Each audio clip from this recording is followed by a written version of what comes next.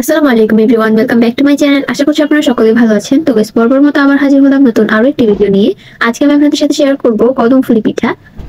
শীতকালে কিন্তু অনেক রকমের পিঠাই দেখা যায়, তার মধ্যে কিন্তু এটা অনেক অন্যতম একটি। এটা বানানো কিন্তু খুবই সোজা। তো প্রথমে আমি চুলায় একটা প্যান বসিয়ে দিচ্ছি। তাছাড়া আমি 1 কাপ পরিমাণে পানিকে একটু গরম করে নিয়েছি। তারপর এটার মধ্যে 1 টেবিল চামচ দিয়ে দিব লবণ। যখন পানিটাতে এরকম বল করতে শুরু করবে, তখন এটার মধ্যে আমি দিয়ে দিব 1.5 কাপ পরিমাণে চালের গুঁড়া। এই পিঠাটা কিন্তু চালের গুঁড়া দিয়েই তৈরি হয়। তো চালের গুঁড়াটা দিয়ে আমি একটা চামচের সাহায্যে এটাকে ভালো মতো নেড়ে নিব। তো এখন এটাকে আমি চুলা থেকে নামিয়ে হাতের সাহায্যে ভালো মতো মথে নিব। এই পর্যায়ে যদি আপনাদের কাছে একটু শক্ত মনে হয়, তখন আপনি এটার মধ্যে পানি ছিটিয়ে ছিটিয়ে এটাকে একটা মসৃণ ডো বানিয়ে নিতে পারেন। তো আমি কিন্তু ভালো মতো মথে একটা ডো বানিয়ে নিয়েছি। তো এখন আমি নিয়ে নিচ্ছি 1 টেবিল চামচ, এটা মেজারমেন্ট কাপে 1 টেবিল চামচ। তো এখন আমি এই ডোটা থেকে 1 টেবিল চামচ করে মেপে নিব, কারণ আমি সবগুলো পিঠাকে একই সাইজের করার চেষ্টা করব। তো এরকম করে করে সবগুলো বানিয়ে এটাকে আমি রেখে দিব। তো এখন এটার ভিতরে পুরটা বানাবো। তো এর জন্য আমি চুলা একটা প্যান বসিয়ে নিচ্ছি। তারপর এটার মধ্যে দিয়ে দিব 1 কাপ পরিমাণে কোরানো নারকেল। তারপর এটার মধ্যে আমি দিয়ে দিব 1 কাপ পরিমাণের গুড়। নারকেল আর গুড়টা কিন্তু সম পরিমাণে দেওয়ার চেষ্টা করবেন। তারপর এখানে দিয়ে দিব চিমটি পরিমাণে লবণ। এখন সবগুলো উপকরণকে মিশিয়ে নিব গুড়টা গলে যাওয়া পর্যন্ত। তো গুড়টা যখন এরকম গলে আসবে, তখন আমি এটার মধ্যে অ্যাড করবো বাদাম। তো বাদামগুলোকে আগে ছোট ছোট গুঁড়া করে নিতে হবে। এর ফলে কিন্তু খুব সুন্দর একটা টেস্ট পাওয়া যাবে। এখন আমি বাদামগুলো এটার মধ্যে দিয়ে দিব। তারপরে স্প্যাচুলার সাহায্যে এটাকে খুব ভালো মতো মিশিয়ে নিব। এরপর এটাকে আমি চুলা থেকে নামিয়ে ফেলবো। আমার এটা কিন্তু একদমই রেডি। তো এখন আমি পিঠাগুলো বানাবো। তো 1 টেবিল চামচ করে যেই ডোটাকে আমি মেপে নিয়েছিলাম, ওইটাকে এখন আমি হাতের সাহায্যে গোল গোল করে নিব। এর ফলে এটাকে যখন আমি চ্যাপটা করব, তখন কিন্তু এটা ফেটে যাবে না। আর আমাদের পিঠাগুলো কিন্তু অনেক বেশি পারফেক্ট হবে। তো এরকম করে করে আমি সবগুলোকে বানিয়ে নিব। এখন আমি পিঠাটা বানাবো। তো একটা ডো নিয়ে নিচ্ছি, হাতে তালুর সাহায্যে এটাকে চ্যাপটা চ্যাপটা করে গোল করে নিব। তারপরে মাঝখানে আমি দিয়ে দিব নারকেল আর গুড়ের পুরটা। এটা আপনারা আপনাদের পছন্দ অনুযায়ী পরিমাণ মতো দিতে পারেন। তো তারপর সব সাইড দিয়ে লাগিয়ে আবার হাতের সাহায্যে গোল করে নিব। তাহলে কিন্তু আমাদের পিঠাগুলো রেডি। তো এরকম করে করে আমি সবগুলোই বানিয়ে নিব। এই কাজটা করার সময় আপনারা হাতের মধ্যে কিছুটা তেল মেখে নিতে পারেন। এর ফলে কিন্তু কাজটা করতে খুব বেশি দ্রুত হবে।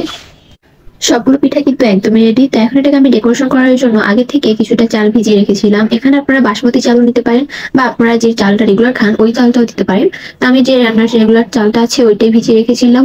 তো এখন আমি এই পিঠাগুলো বাইরে দিয়ে এই চালটাকে কোট করে নিব। এই কাজটা কিন্তু খুবই ইজি। শুধুমাত্র হাতের সাহায্যে চালগুলোকে চাপ দিলে কিন্তু এগুলো পিঠার মধ্যে লেগে যাবে।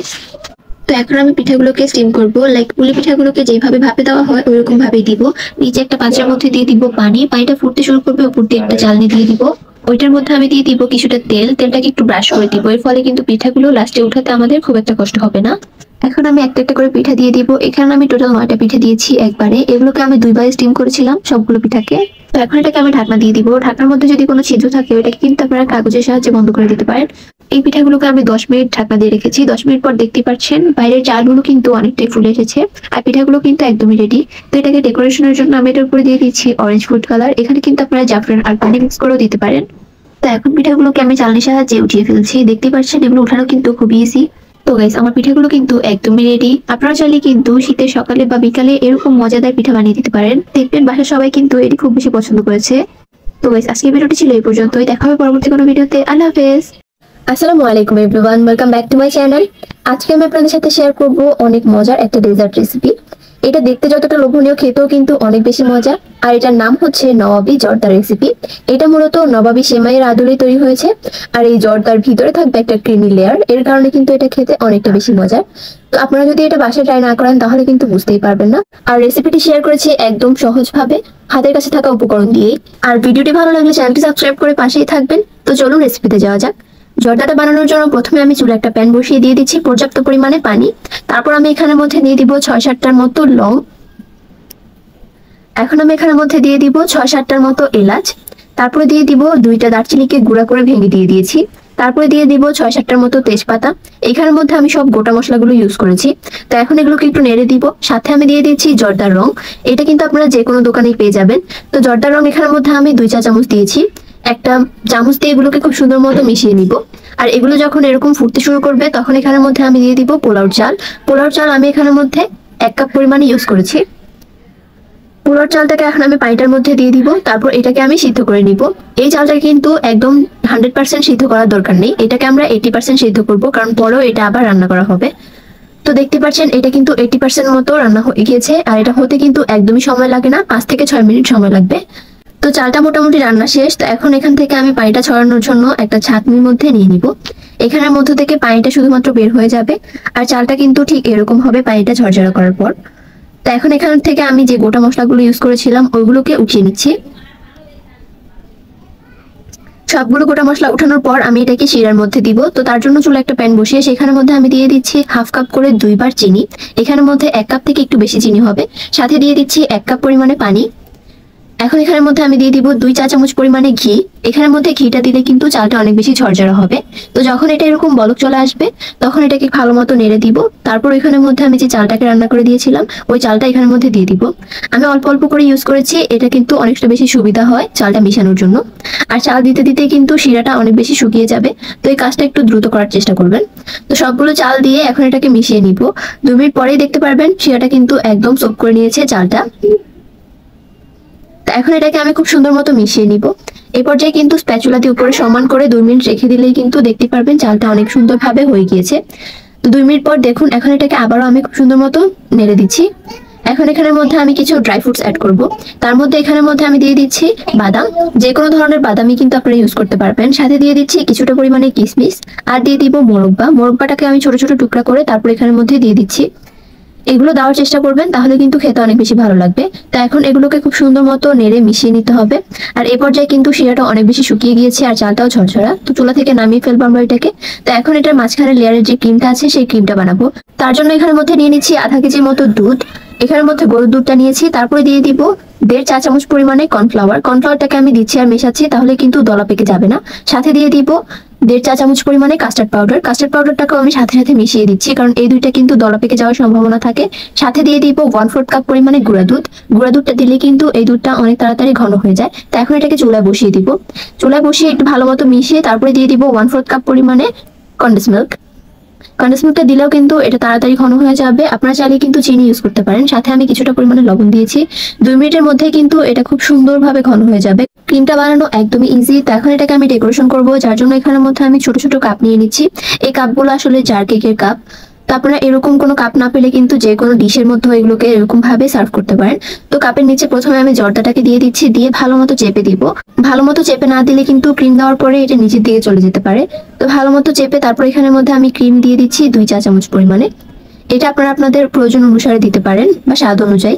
তো ক্রিম দিয়ে তারপর উপর থেকে আমি আরো কিছুটা জর্দা দিয়ে দিচ্ছি। এটাকে আমি হাতের সাহায্যে দিচ্ছি, কারণ ক্রিমটা এই পর্যায়ে নরম আছে। চামচ দিয়ে চাপ দিলে কিন্তু এগুলো দুটাই মিক্স হয়ে যেতে পারে। তো খুব সুন্দর মতো উপর দিয়ে দিব। তারপর দেখতে পাচ্ছেন এটা কিন্তু খুব সুন্দর একটা লেয়ার ক্রিয়েট হয়েছে। তো এখন এখানের মধ্যে আমি দিয়ে দিচ্ছি বেবি সুইট। এটা কিন্তু আপনারা বাসায় তৈরি করতে পারেন বা দোকান থেকেও কিনে নিতে পারেন। সাথে আমি দিয়ে দিচ্ছি কিছুটা পরিমাণে কাঠবাদাম, দেখার সৌন্দর্যের জন্য। আর খেতেও কিন্তু অনেক ভালো লাগে বাদাম দিলে। তো খুব সহজেই কিন্তু তৈরি হয়ে গেল মজাদার আর আকর্ষণীয় একটা ডেজার্ট। খেতে অনেক বেশি মজা ছিল। আপনারাও চাইলে কিন্তু এটা বাসায় ট্রাই করতে পারেন। তো আমার আজকের ভিডিওটি ছিল এই পর্যন্তই। দেখা হবে পরবর্তী কোনো ভিডিওতে। আল্লাহ হাফেজ। আসসালামু আলাইকুম এভরিওয়ান।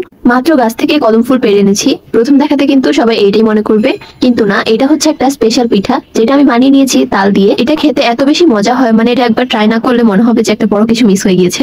তো তালের রস দিয়ে আপনাদের কাছে এই মজাদার পিঠাটি বানিয়ে দেখাবো, একদম অল্প কিছু উপকরণেই। তো চলুন রেসিপিতে যাওয়া যাক। আর ভিডিওটি ভালো লাগলে চ্যানেলটি সাবস্ক্রাইব করে পাশেই থাকবেন। এটা বানানোর জন্য প্রথমে চুলা একটা প্যান বসিয়ে নিচ্ছি। এখন এখানের মধ্যে আমি দিয়ে দিব 1/4 কাপ পরিমাণে নরমাল পানি। পানির সাথে আমি এখানের মধ্যে দিয়ে দিচ্ছি একটা দারচিনি, একটা তেজপাতা আর 2টা এলাচ। এখন এগুলোকে সামান্য একটু ফুটতে দিব। যখন এরকম বলক চলে আসবে এখানের মধ্যে আমি দিয়ে দিচ্ছি গুড়। এখানের মধ্যে আমি 1.5 কাপ পরিমাণে খেজুরের গুড় ইউজ করেছি। এখন এই গুড়টা গলে যাওয়ার জন্য এটাকে আমি ঢাকনা দিয়ে রেখে দিব। তো ঢাকনাটা সরিয়ে যখন গুড়টা ভালো মতো গলে যাবে একটা স্প্যাচুলা দিয়ে এটাকে একটু ভালো মতো মিশিয়ে নিব। ভালো মতো মিশিয়ে আমি এখানের মধ্যে অ্যাড করব নারকেল। এখানের মধ্যে আমি 1 কাপ পরিমাণে কোরানো ফ্রেশ নারকেলটা ইউজ করছি। সাথে এখানের মধ্যে আমি দিয়ে দিব 1/4 কাপ পরিমাণে বাদাম। এখানের মধ্যে আমি চীনা বাদামকে একটু গুঁড়া করে তারপরে দিয়ে দিচ্ছি। এখন স্প্যাচুলাটা দিয়ে এটাকে ভালো মতো মিশিয়ে নিব। প্রথম পর্যায়ে কিন্তু এটা একটু পানি থাকবে। তো পানিটা যখন একদম শুকিয়ে যাবে তখন কিন্তু চুলা থেকে নামিয়ে নিতে হবে। এই যে যখন এই পর্যায়ে চলে আসবে আমি এটাকে চুলা থেকে নামিয়ে নিচ্ছি। এখন আবার ওই প্যানটা বসিয়ে তারপর এখানের মধ্যে আমি দিয়ে দিব তালের পিউরি। তালের পিউরি আমি এখানের মধ্যে 2 কাপ পরিমাণে দিচ্ছি। 2 কাপ পরিমাণে তালের সাথে আমি এখানের মধ্যে দিয়ে দিব 4 চা চামচ পরিমাণে চিনি। চিনিটা আপনারা আপনাদের পছন্দ অনুযায়ী দিতে পারেন। সাথে দিয়ে দিব 1 টেবিল চামচ পরিমাণে গুঁড়া দুধ। আর একটু মিষ্টির ব্যালেন্স ঠিক রাখার জন্য দিয়ে দিব সামান্য একটু লবণ। এখন এগুলোকে ভালো মতো মিশিয়ে নিব। যখন এরকম বলক চলে আসবে এখানের মধ্যে আমি দিয়ে দিচ্ছি 1 কাপ পরিমাণে চালের গুঁড়া। প্রথমে 1 কাপ দিচ্ছি, তারপরে কিন্তু আরো হাফ কাপ থেকে একটু কম লাগবে আমার। তো তারপর স্প্যাচুলাটা দিয়ে ভালো মতো একটু মিশিয়ে নিব। চালের গুঁড়া দেওয়ার সাথে সাথে কিন্তু এগুলো জমাট বেঁধে যাবে। তো খুব তাড়াতাড়ি করে এটাকে ভালো মতো মিশিয়ে নিব। তো যখন এরকম শক্ত হয়ে যাবে আমি এটাকে চুলা থেকে নামিয়ে ঠান্ডা করে নিব। হাতে তাপ সহ্য করতে পারবে এরকম ঠান্ডা হয়ে গেলে আমি এখানের মধ্যে দিয়ে দিচ্ছি 1 চা চামচ পরিমাণে ঘি। ঘিটা দিয়ে এখন হাতের সাহায্যে এই মিক্সারটাকে ভালো মতো মথে নিব। 2 থেকে 3 মিনিট ভালো মতো মথে তারপর এখান থেকে আমি লেচি কেটে নিব। এখানের মধ্যে আমি ছোট ছোট করে বল করে নিচ্ছি। আমার এখানের মধ্যে 12টার মতো বল হয়েছে। তো বলগুলোকে একটু গোল গোল করে স্মুথ করে নিয়েছি। এখন আমি হাতের সাহায্যে এটাকে একটু চ্যাপ্টা করে নিব, মানে একটু বাটি শেপ দিয়ে নিব। তারপর মাঝখানে আমি 1 চা চামচ পরিমাণে যে পুরটা আগে থেকে বানিয়ে রেখেছিলাম সেটা দিয়ে দিব। পুরটা দিয়ে তারপর সাইড থেকে আমি ডোটাকে মাঝখানে নিয়ে আসবো। তারপর এটাকে একটা বলের শেপ দিয়ে একটু হাতের সাহায্যে ঘুরিয়ে নিব, তাতে করে কিন্তু উপর দিয়ে একটু স্মুথ হয়ে যাবে। তো এরকম করে আমার সবগুলো বানানো শেষ। এখন এখানের মধ্যে আমি নিয়ে নিচ্ছি চাল। এখানের মধ্যে আমি নাচের চালটাকে 1 ঘন্টা আগে ভিজিয়ে রেখেছিলাম, এর ফলে কিন্তু চালটা একটু অ্যাক্টিভ হয়ে যাবে। এখন যে চালের পানিটা আছে ওই পানিটাকে আমি ফেলে দিব একটা ছাঁকনির সাহায্যে এটাকে ছেঁকে। তো চাল থেকে যখন পানিটাকে ভালো মতো ছেঁকে নেওয়া শেষ হয়ে যাবে, এখন এখানের মধ্যে আমি যে বলগুলোকে বানিয়ে রেখেছিলাম ওই বলগুলোকে চালের মধ্যে দিয়ে কোট করে নিব, ভালো মতো কোট করে নিব। তাহলে কিন্তু পিঠাটা দেখতে অনেক বেশি সুন্দর হবে। এই যে ঠিক এরকম করে আমি এগুলোকে কোট করে নিব। এখন আমি এগুলোকে যে পাত্রের মধ্যে বানাবো ওইখানের মধ্যে আমি দিয়ে দিচ্ছি সামান্য একটু তেল আর এটাকে ব্রাশ করে দিচ্ছি। আমি এখানের মধ্যে একটা চালনি নিয়েছি, ওইখানের মধ্যে তেলটা ব্রাশ করেছি আর এখানের মধ্যেই কিন্তু সবগুলো পিঠাকে আমি এক এক করে দিয়ে দিচ্ছি। এখন চুলায় একটা হাঁড়ি বসিয়ে নিচে কিছুটা পরিমাণে পানি দিয়ে পানিটা যখন ফুটতে শুরু করবে তখন আমি উপর দিয়ে এই চালনিটাকে বসিয়ে দিব। তারপর আমি এখানের মধ্যে একটা ঢাকনা লাগিয়ে দিচ্ছি। ঢাকনার মধ্যে কোনো ছিদ্র থাকলে ছিদ্রটাকে সরিয়ে নেবেন। তো প্রথম 5 মিনিট পর আমি ঢাকনাটাকে সরিয়ে এখন এখানের মধ্যে একটু অরেঞ্জ ফুড কালার দিয়ে দিচ্ছি, তাহলে কিন্তু দেখতে অনেক বেশি সুন্দর লাগবে। তারপর এটাকে ঢাকনা দিয়ে আমি 10 মিনিট রেখে দিব। এটাকে আমি মোট 15 মিনিট রান্না করব। 15 মিনিটের মধ্যে কিন্তু অনেক সুন্দরভাবে পিঠাগুলো রেডি হয়ে যাবে। তো এখন এগুলোকে আমি চুলা থেকে নামিয়ে প্লেটের মধ্যে সাজিয়ে নিচ্ছি। দেখুন দেখতে কিন্তু অনেক বেশি লোভনীয় হয়েছে। তো আমি আপনাদের সাথে একটা ভেঙেও শেয়ার করছি। এটা খেতে কিন্তু অনেক বেশি মজা ছিল। এই সিজনে কিন্তু প্রচুর পরিমাণে তাল পাওয়া যাচ্ছে। তো আপনারা কিন্তু এই সিজনে এটা বানিয়ে একবার হলেও পরিবেশন করবেন, দেখবেন সবাই খুব বেশি পছন্দ করবে। তো আমার আজকের ভিডিওটি ছিল এই পর্যন্ত। ভিডিওটি ভালো লাগলে চ্যানেলটি সাবস্ক্রাইব করে পাশেই থাকবেন। দেখা হবে পরবর্তী কোনো ভিডিওতে। আল্লাহ হাফেজ।